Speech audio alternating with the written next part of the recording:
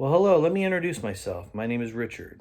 You might recognize me as one of the musicians that plays on team here at As Is on a regular basis. And I get the joy and honor of being on team with both my son, Ethan Golden, and my wife, Artie Golden. And I'm so very thankful to be a part of this family and so grateful to be able to have this opportunity to share a testimony about God's provision in my life. Um, Growing up, I was raised in a single parent home. I just had my father, and I haven't seen my mom since I was 6 years old.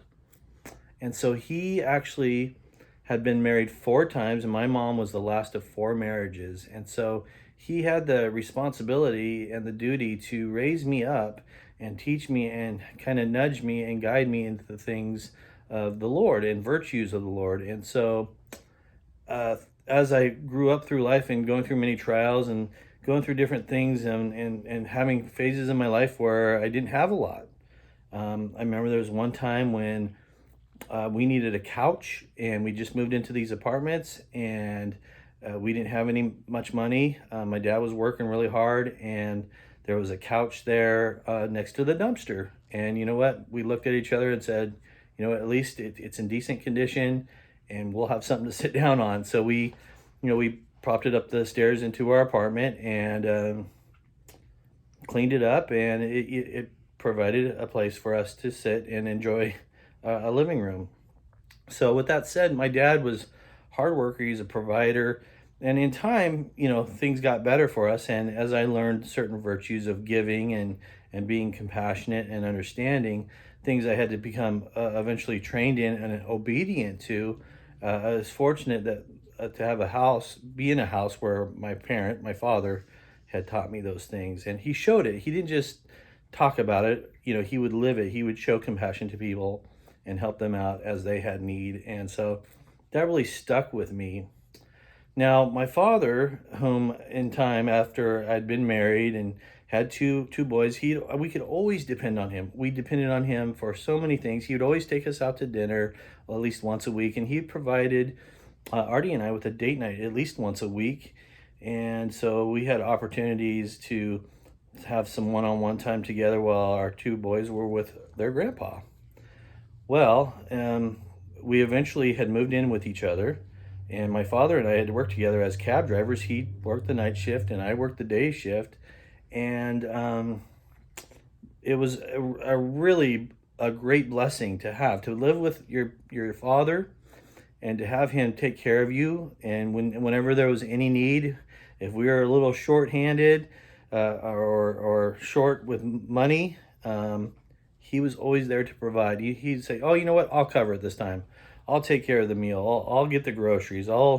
If you fill in the blank, he was there to provide and help." Well, my father passed away in 2008. And so, when you're living with someone and they're taking care of half of everything and then some, your life takes a real U-turn in the road, or a real roadblock, if you would, and life becomes more challenging.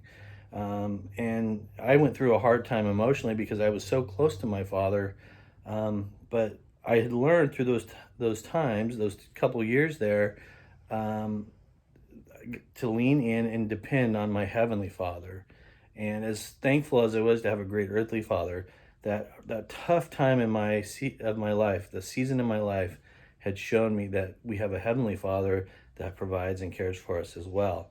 And in time, I could see that my dad was still there, still looking after me, and still meeting needs in a very unique way. Well, 2 years after he had passed in 2010, I was asked by my sister-in-law to perform her wedding ceremony. And I was very touched and honored, and I said, "Yes, absolutely." And in my dad's room where we lived, I didn't really touch anything. I left everything there, and I didn't go through anything. I didn't go through any clothes. I didn't go through any of his stuff. I'm kind of a sentimental person. I wanted it to all stay the same. I didn't want to lose sight of that. And I know that sounds kind of odd, maybe for some, but for me, I didn't want to lose any aspect of him. I wanted it to remain around, whether it was pictures, clothing, his vehicle, his van, which was our cab. I didn't want to let go of those things. Well, I got asked to do my sister-in-law's wedding, and so I said, you know what? I want to wear my dad's suit doing the officiating of this wedding. And so Artie, my wife, she went into his closet and pulled out his suit. And when she pulled out his suit, she, unzipped the wrapping around it that keeps it nice and neat, and zipped it down, opened up, and opened up looked in the pockets and was just checking it out. And in one of the pockets was 43 $100 bills. And at that time, when we were drowning financially, a provision came. It was there the whole time, but we had to seek after it. We had to find it. And I still, to this day, view that to be a testimony of God's provision in my life. And my dad, even after he'd passed, was still looking after us.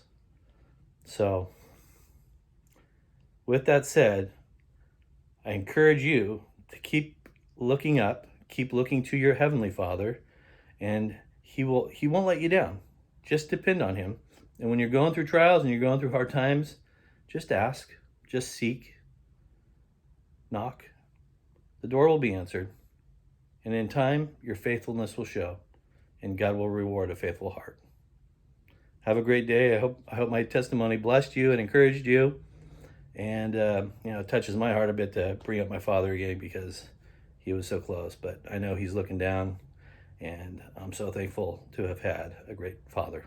And most importantly, a great, loving Heavenly Father. All right. Bless you. Have a great day.